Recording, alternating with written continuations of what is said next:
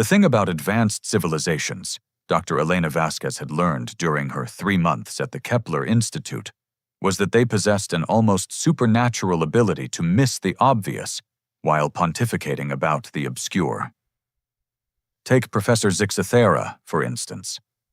The Vorthak crystalline entity currently explaining human neural limitations to a room full of xenobiologists had somehow managed to evolve light-based consciousness, master faster-than-light communication, and develop technology that could reshape matter at the molecular level. Yet here it was, completely oblivious to the fact that the primitive human specimen taking notes in the back row understood every nuanced frequency of its native harmonic language. The bipedal mammals demonstrate fascinating cognitive constraints. Zixathera's crystal formations pulsed in deep amber patterns that roughly translated to academic condescension. Their neural architecture simply cannot process multidimensional temporal causality. Observe how they struggle with even basic probability matrices. Elena dutifully raised her hand, maintaining the slightly bewildered expression she'd perfected over weeks of careful practice. Excuse me, Professor. I'm sorry, but could you explain what you mean by probability matrices? I'm still having trouble with the concept. The gentle laughter that rippled through the seminar room carried undertones of alien superiority that would have been insulting if Elena hadn't been counting on exactly this reaction. Dr. Morthek, a meridian gas cloud being whose consciousness existed as organized plasma currents, shifted its electromagnetic field in what Elena recognized as barely contained amusement. Of course, young human. Morthek's synthesized voice carried the patient tone, reserved for explaining concepts to particularly slow children. Your species processes information linearly, yes? One thought, then another, then another. Like, how do you say, beads on a string? Elena nodded eagerly, scribbling notes with the enthusiasm of someone desperately trying to keep up. Oh, so you mean we can't think about multiple things at once? But wait. She paused, tapping her stylus against her lower lip in apparent concentration. If that's true, how do humans manage to coordinate complex activities like, say, running a planetary defense grid while simultaneously negotiating trade agreements and conducting scientific research?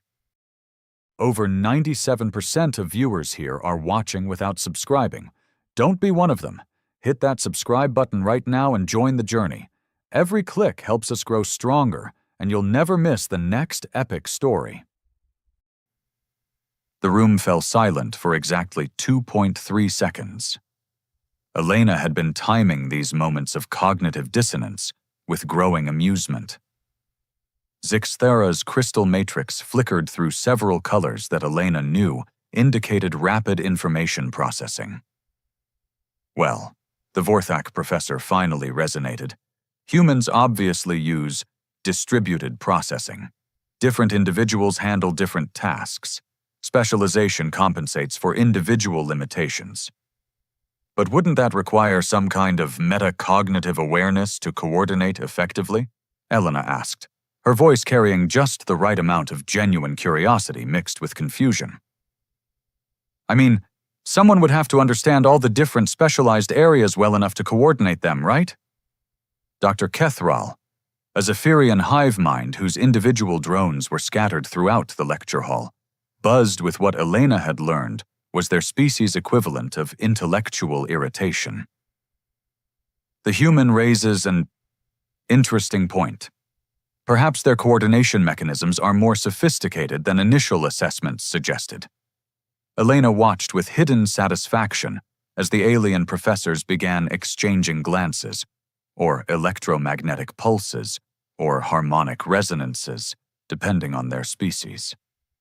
This was the moment she'd been orchestrating for weeks, the precise instant when their comfortable assumptions began to crack, just enough to let new information seep through. Dr. Vasquez, Morthek's plasma currents swirled in patterns Elena recognized as heightened attention. You ask remarkably, probing questions for someone struggling with basic concepts. Elena allowed herself a small, self-deprecating laugh. Oh, I think I just get confused easily. When I don't understand something, I tend to ask lots of questions. My professors back on Earth always said I overthought everything. She paused, then added with apparent innocence. They used to joke that I could find complexity in a glass of water. Complexity in water? Zixthara's formations pulsed in genuine puzzlement. Well, there's the molecular structure, the hydrogen bonding, the way it interacts with dissolved minerals, the quantum effects at the molecular level, the thermodynamic properties. Elena trailed off, making her expression shift from enthusiasm to embarrassment. See? I do it all the time. I'm probably overcomplicating things again. The silence that followed was different from the previous pause. Elena could practically feel the alien minds around her reassessing, recalibrating, trying to fit her words into their existing frameworks about human cognitive limitations. Kethral's drones shifted positions subtly, and Elena knew the hive mind was analyzing her speech patterns, looking for inconsistencies. Your understanding of molecular chemistry seems extensive for someone struggling with probability matrices. Elena brightened, as if receiving praise from a favorite teacher. Oh, that's just memorization. I'm really good at remembering facts, but I have trouble with the bigger picture stuff. Like, I can tell you everything about how neurons fire, but I can't figure out how consciousness emerges from all those firings. You know? She watched 3 different species of advanced alien intelligence struggle with the implications of that statement. How could a mind capable of detailed technical knowledge lack the capacity for abstract reasoning? How could someone who understood quantum molecular interactions claim to be confused by consciousness? Something that these aliens viewed as merely an emergent property of sufficiently complex information processing? Perhaps, Dr. Morthek suggested carefully, human intelligence operates on different principles than we initially theorized. Elena nodded vigorously. That's what I've been wondering. Like, when you explained multidimensional temporal causality earlier, I couldn't follow the math, but I kept thinking about this old Earth saying, the best way to predict the future is to create it. Doesn't that suggest we understand causality? Just differently. Zixthara's crystal matrix began cycling through rapid color changes that Elena knew indicated intensive data processing. Creating the future would require manipulating causal chains across multiple probability states. That level of temporal mechanics should be impossible for linear thinkers. But humans do it all the time, don't they? Elena asked, her tone suggesting she was genuinely puzzled by her own question. I mean, we make plans, we adapt them based on changing circumstances. We prepare for multiple contingencies. Isn't that basically manipulating probability states? The alien professors began exchanging communications in frequencies and modalities Elena wasn't supposed to detect, let alone understand. She caught fragments of heated debate. Arguments about the reliability of their initial assessment protocols, concerns about whether human cognitive architecture had been fundamentally misunderstood, and, most satisfying of all, growing questions about whether other primitive species might have been similarly underestimated. Elena continued taking notes, her expression one of innocent concentration, while she mentally recorded every nuance of their confusion. 3 months of playing the eager but limited student. 3 months of asking just the right questions at precisely the right moments, and finally the cracks were showing. As the seminar wound to a close, Professor Zixthara announced the next session's topic: Advanced Pattern Recognition in Post-Scarcity Societies. Elena dutifully copied the title into her notebook, already formulating the perfect, confused questions that would lead these brilliant alien minds exactly where she wanted them to go. After all, the best way to study advanced intelligences was to let them think they were studying you. The Kepler Institute's meditation gardens were designed to accommodate 17 different sensory modalities, which made them the perfect place for private conversations between species that communicated through bioluminescence, quantum entanglement, and controlled gravitational fluctuations. What the gardens weren't designed for was eavesdropping by supposedly primitive bipeds who had developed an inconvenient talent for reading alien body language. Elena sat cross-legged beside a fountain that generated musical notes through precisely controlled water droplets, apparently absorbed in reviewing her lecture notes from Advanced. Pattern recognition. 20 meters away, Professors Zixthera and Mortek were engaged in what they clearly believed was a private discussion about the anomaly in their Human Integration Studies program. The questions, Zixthera's crystals flickered in rapid patterns Elena recognized as academic anxiety. They follow trajectories we didn't anticipate. Dr. Morthek's plasma currents swirled in agreement. Each inquiry appears naive on the surface, yet consistently guides our research toward revelations about human capability rather than limitation.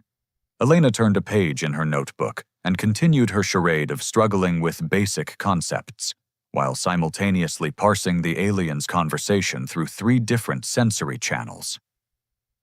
The Vorthak species embedded emotional context in their harmonic frequencies. The meridians leaked electromagnetic field data when agitated, and both species unconsciously synchronized their communication patterns when discussing subjects of mutual concern. Today, she asked about predictive modeling in resource distribution scenarios. Morthek continued, claimed confusion about economic theory, then proceeded to outline implementation challenges that our best analysts hadn't considered. Elena suppressed a smile as she recalled that particular exchange. She'd spent 30 minutes appearing baffled by supply and demand curves, then innocently wondered aloud why the aliens' economic models didn't account for the psychological variables that drove irrational market behavior during scarcity events. The resulting 2-hour discussion had provided her with detailed insights into how post-scarcity civilizations viewed resource allocation, data that would prove invaluable for Earth's upcoming trade negotiations. Coincidence? Zixthera's formations pulsed with decreasing conviction. Human cognitive development follows unpredictable patterns. Random neural firing occasionally produces insights beyond their comprehension level. Dr. Kethral materialized beside them, or rather, enough of the hive mind's drones clustered together to approximate individual conversation. Elena noted that the Zephyrian had been positioning surveillance units throughout the Institute with increasing frequency over the past week. Random neural firing doesn't explain pattern consistency. Kethral buzzed with characteristic directness. We've analyzed 17 seminar sessions. The humans' interventions demonstrate systematic methodology masked as intellectual fumbling. Elena flipped to a fresh page and began sketching molecular diagrams, providing visual cover for her enhanced auditory focus.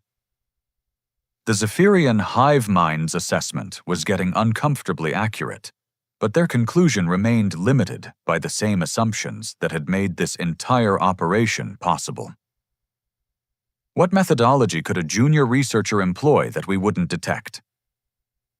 Morthek's electromagnetic field fluctuated with genuine puzzlement. Perhaps, Kethral's drones shifted into a formation Elena knew indicated hypothetical speculation. We should examine what we've learned since the humans' arrival versus what we learned in the previous solar cycle. The silence that followed was profound enough that even the garden's ambient harmonic generators seemed to pause. Elena maintained her apparent focus on molecular structures while calculating exactly how much her alien colleagues had revealed during their months of educating her about human limitations. They'd discussed Vorthak decision-making processes when explaining why humans couldn't handle crystalline logic systems. They'd detailed Meridian social hierarchies while describing human tribal inadequacies. They'd outlined Zephyrian collective consciousness mechanisms during lectures about individual versus group intelligence. Elena had accumulated a comprehensive database of alien psychological profiles, technological capabilities, and cultural vulnerabilities, all while appearing to struggle with concepts her undergraduate students mastered in their first semester. "The learning curve is unprecedented," Zixthara admitted, crystals cycling through colors that indicated reluctant recognition. "Human neural plasticity appears more sophisticated than initial assessments suggested." Elena chose that moment to approach their group, wearing her perfected expression of academic confusion, mixed with hopeful enthusiasm. "Excuse me, professors? I hope I'm not interrupting, but I was wondering if you could help me understand something about today's lecture." The three alien professors fell silent with the kind of immediate attention that suggested they'd been discussing exactly this topic. Elena pretended not to notice their increased scrutiny as she opened her notebook to a page filled with deliberately chaotic diagrams. "I've been trying to map the relationship between individual decision-making and collective outcomes," Elena continued, pointing to her sketches with apparent frustration. "But I keep getting confused about the feedback loops. Like, in human societies, individual choices somehow create emergent behaviors that then influence future individual choices. Doesn't that suggest our linear thinking might actually be operating in multiple dimensions simultaneously?" Dr. Morthek's plasma currents underwent rapid oscillations that Elena recognized as intense cognitive processing. "You're describing recursive causality across temporal boundaries." Elena nodded eagerly. "Yes, exactly. But if humans can navigate recursive causality instinctively, why do you all keep saying we're limited to linear thought processes?" She paused, then added with genuine-sounding confusion, "I mean, I know I'm probably missing something obvious, but it seems like there might be a contradiction there." Kethral's drones buzzed in what Elena had learned was the Zephyrian equivalent of a sharp intake of breath. The hive mind had clearly reached the same conclusion Elena had been guiding them toward for weeks. Their fundamental assumptions about human cognition might be catastrophically incorrect. Dr. Vasquez, Zixthara's crystal matrix stabilized into patterns Elena recognized as formal academic inquiry. "Where exactly did you complete your undergraduate studies?"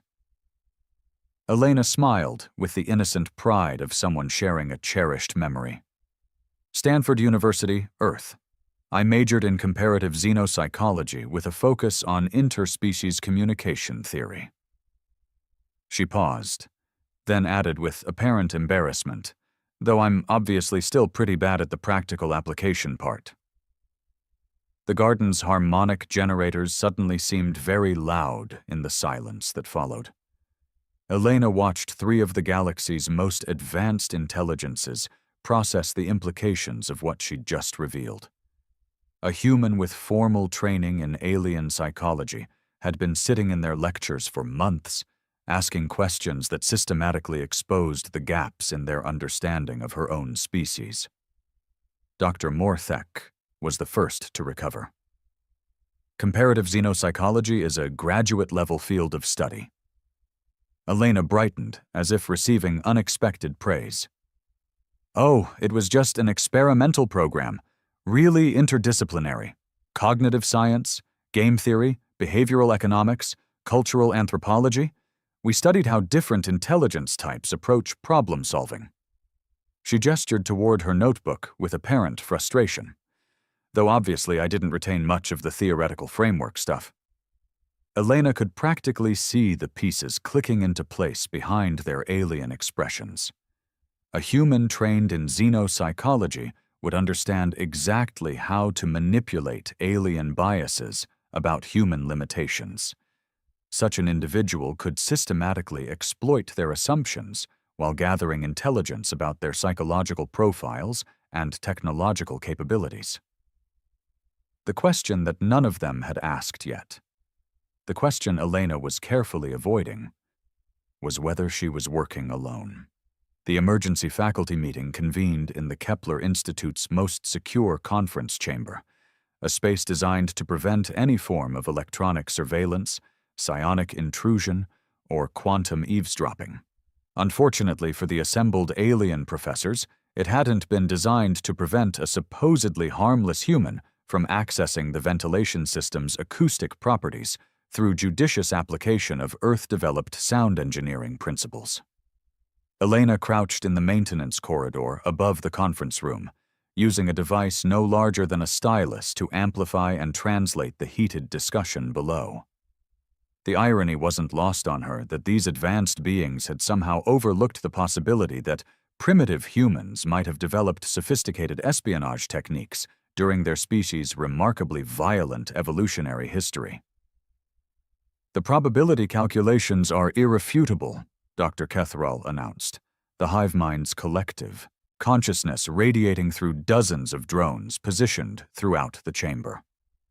"Statistical analysis of our research progress before and after the humans' arrival demonstrates deliberate manipulation of discovery trajectories."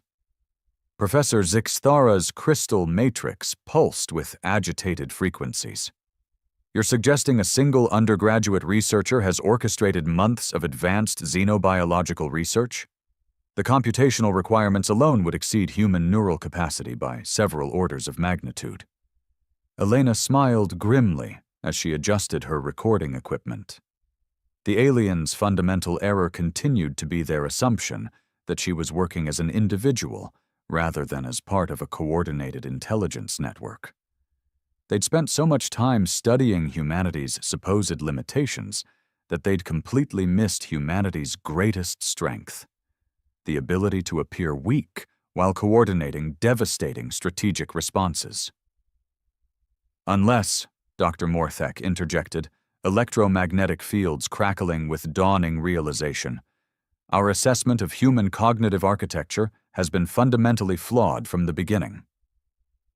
Elena accessed her secure communication link and began transmitting the aliens' conversation directly to the analysis team on Earth.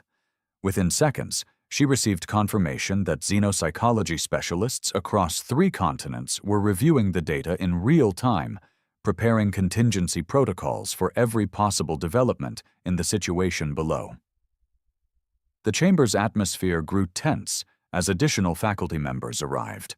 Professor Velkoth from the Andromedan hegemony, whose species communicated through controlled gravitational waves, Dr. Ixara, representing the silicon-based collective that existed as distributed processing networks, and Commander Thrakul, the military liaison whose crystalline carapace shifted colors to indicate threat assessment levels.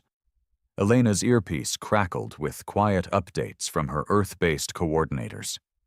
"Target acquisition on all primary subjects confirmed. Psychological profiles updating in real time.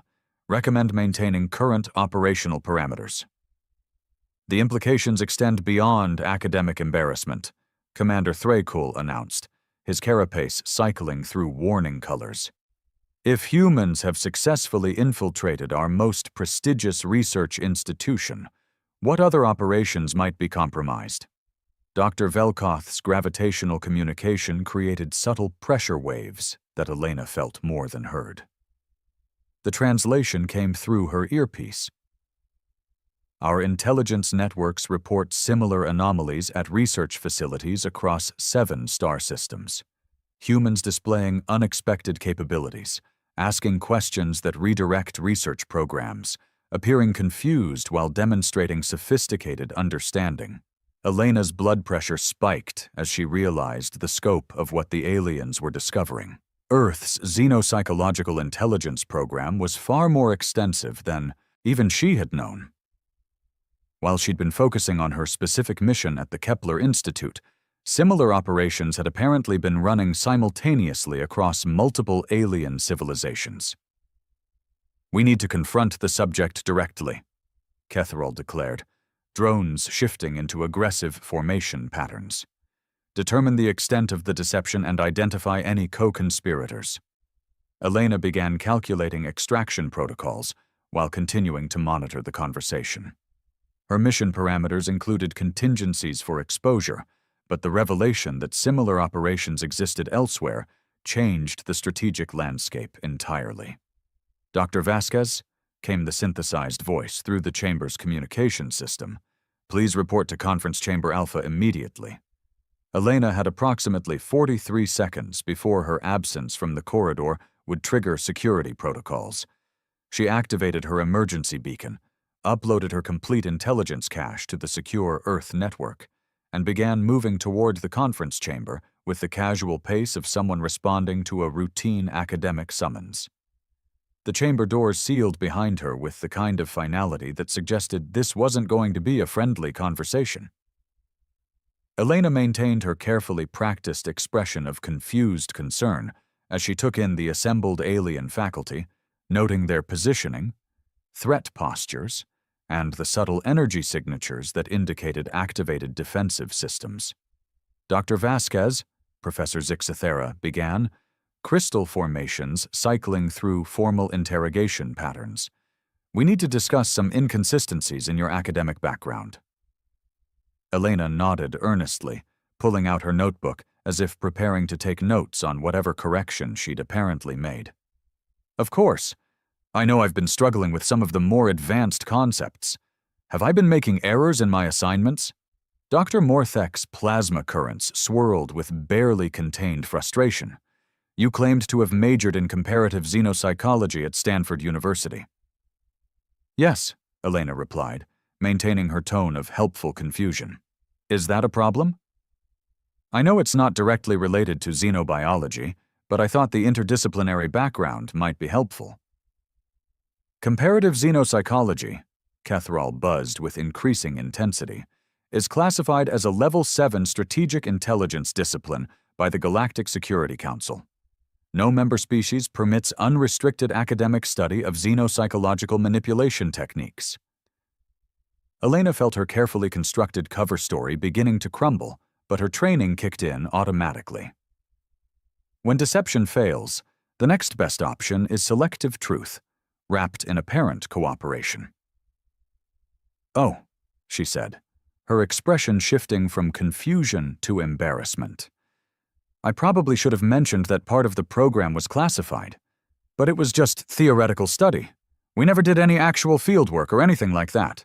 The silence that followed was charged with enough tension to power a small space station. Elena could see the exact moment when each alien professor reached the same inescapable conclusion. They weren't interrogating a confused student who'd stumbled into advanced concepts beyond her understanding. They were sitting across from a trained xenopsychological operative who had spent months systematically extracting intelligence about their species while making them believe they were teaching her about human limitations. Commander Thrakul's carapace shifted to deep combat red. "Dr. Vasquez, what is your actual mission here?" Elena closed her notebook and looked around the chamber with the calm assessment of someone whose cover had been blown, but whose real work was already complete. "To learn everything possible about how advanced alien civilizations think, feel, and make decisions. Mission accomplished." The chamber erupted in overlapping communications as the alien faculty finally grasped the full scope of what had been happening under their noses. Elena sat quietly in the center of the chaos, mentally reviewing the comprehensive psychological profiles, technological assessments, and strategic vulnerabilities she'd gathered during her months of playing the eager but limited student. After all, the best intelligence operations were the ones where the targets enthusiastically provided all the information themselves. The most dangerous moment in any intelligence operation, Elena had learned during her advanced training, wasn't when your cover got blown. It was when you had to decide how much truth to reveal afterward. Too little, and your targets would keep digging until they uncovered operations you needed to protect. Too much, and you'd compromise strategic advantages that took decades to develop. Looking at the assembled alien faculty, their various sensory organs focused on her with the intensity of beings who just realized they'd been outmaneuvered by what they considered a lesser species, Elena made a calculated decision that would have terrified her superiors back on Earth. She was going to tell them everything. "Before you start planning my interrogation," Elena said, standing and walking to the chamber's central holographic display. "Let me save everyone some time." Commander Thrakul's carapace flared with combat warnings, but Elena ignored the threat display. Instead, she activated the chamber's presentation system using access codes that, according to the alien's security protocols, she shouldn't have possessed. Computer, display file designation Terra Omega 779. Authorization: Vasquez, Elena Maria, Chief Xenopsychological Analysis Division, Earth Strategic Intelligence. The holographic display illuminated with a three-dimensional representation that made every alien in the chamber recoil simultaneously. It showed the Kepler Institute itself, but not as they knew it. This version displayed the facility's true structural layout, complete with hidden human-built sections, covert monitoring equipment, and a comprehensive network of surveillance systems that had been documenting everything for the past 18 months. "The Kepler Institute," Elena announced with the professional tone of someone delivering a strategic briefing, "was designed, built, and operated by Human Intelligence Services as a xenopsychological research facility. Every alien species currently represented in this chamber volunteered to participate, though I realize none of you remember volunteering. Dr. Morthek's plasma currents destabilized into chaotic patterns. Impossible. The Institute predates human space travel by centuries. Our historical records were carefully edited using memory modification technology we acquired from the Siphon Collective in 2387, Elena interrupted, manipulating the holographic display to show detailed timelines. We've been operating deep-cover psychological research programs for 43 years. The Institute represents our most successful long-term study of advanced alien cognitive patterns. Professor Zixthera's crystal matrix began cycling through colors Elena recognized as extreme cognitive stress. You're claiming that humans have been manipulating galactic civilization for half a century? Elena smiled with genuine appreciation for the question. Manipulating implies deception for malicious purposes. We prefer strategic misdirection for mutual benefit. Every species here has contributed invaluable data about their psychological profiles, decision-making processes, and cultural blind spots. In exchange, we've provided you with revolutionary insights about yourselves that your own research couldn't have achieved. The holographic display shifted to show research publications, breakthrough discoveries, and technological advances that the alien professors had achieved during their time at the Institute. Elena highlighted the impressive scope of their accomplishments with the pride of someone presenting a successful collaboration. Dr. Kethral, your work on collective consciousness optimization has improved Zephyrian hive efficiency by 37%. Professor Zixthera, your crystalline logic papers revolutionized Vorthak philosophical frameworks. Dr. Morthek, your plasma dynamics research solved energy distribution problems that had plagued Meridian civilization for millennia. Kethral's drones buzzed with confusion that bordered on distress. Those discoveries emerged from our own research initiatives. Guided by carefully designed scenarios that highlighted specific aspects of your cognitive architecture, Elena confirmed. We created research environments that would naturally lead you toward breakthroughs in your areas of greatest potential. Think of it as accelerated scientific development through psychological optimization. Commander Thrakul's carapace had shifted from combat red to something Elena didn't recognize, a complex pattern that might have indicated tactical reassessment or existential crisis. How many other facilities operate under human control? Elena accessed another display layer, revealing a galactic map dotted with hundreds of research stations, universities, cultural exchange centers, and diplomatic facilities. Each location pulsed with indicators showing human operational involvement, ranging from partial influence to complete administrative control.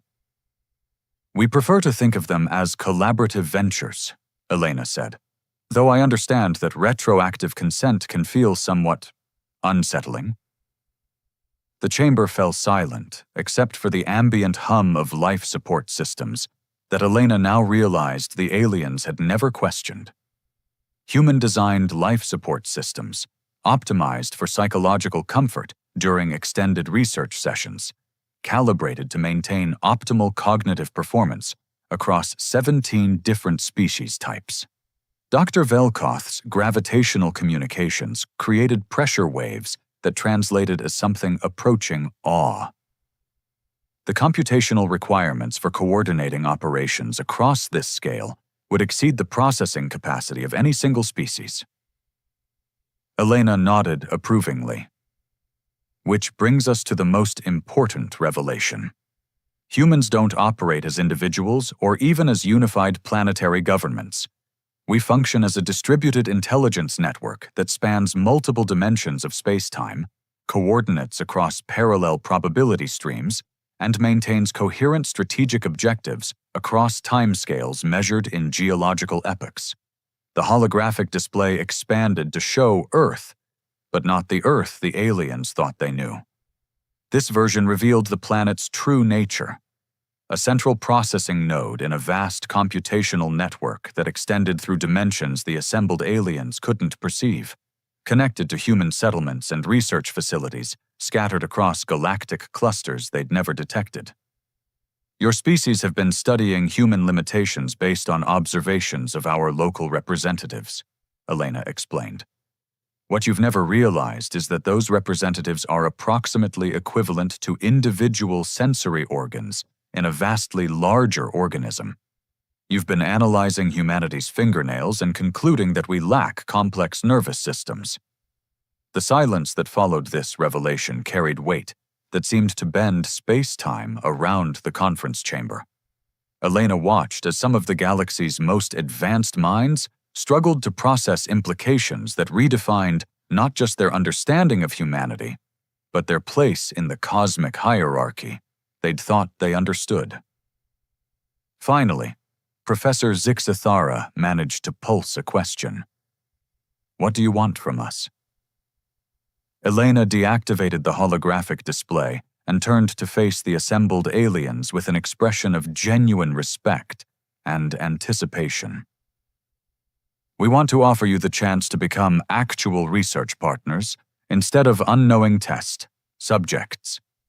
The psychological profiles we've developed suggest that most of your species would find genuine collaboration far more satisfying than guided manipulation.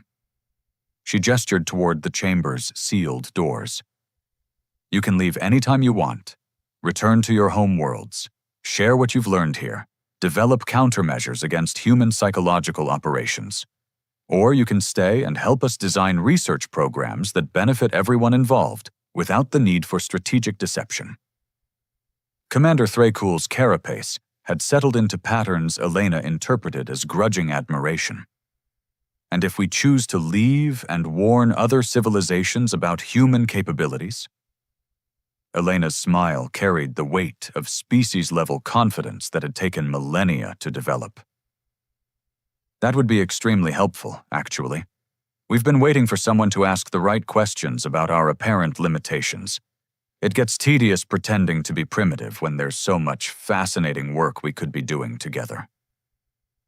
As she watched the alien professors exchange glances, Elena reflected on the beautiful irony of the situation. Humanity had spent centuries being underestimated by beings who considered themselves intellectually superior.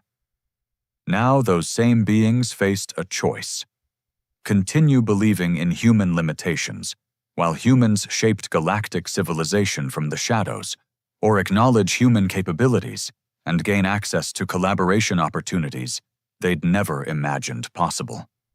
Either way, the age of humans being dismissed as a minor species was definitively over.